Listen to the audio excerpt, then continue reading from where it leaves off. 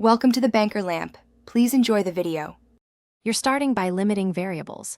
Power down the Samsung A52 and remove any cables or SIM tray so the phone won't short. Once done, visually inspect the USB-C port and speaker mesh for moisture. You'll be removing obvious droplets first. Use a lint-free cloth to gently pat the port dry. Do not insert metal objects. If you have a small soft brush, sweep away residue. This prevents triggering the moisture sensor from contamination. Now you'll focus on resetting the moisture detection. Give the phone 10 to 15 minutes to equilibrate so internal sensors stabilize.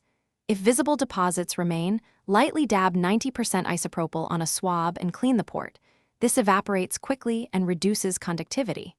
Once cleaned, place the phone in a dry, ventilated area with silica packets for 30-60 minutes.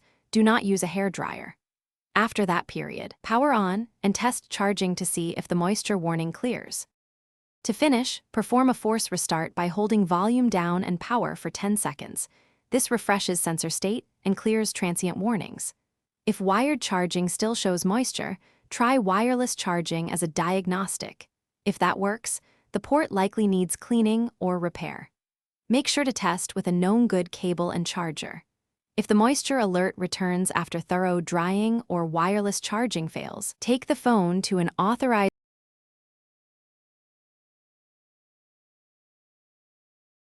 Thanks for watching. If this was helpful, leave a like and consider subscribing. See you next time.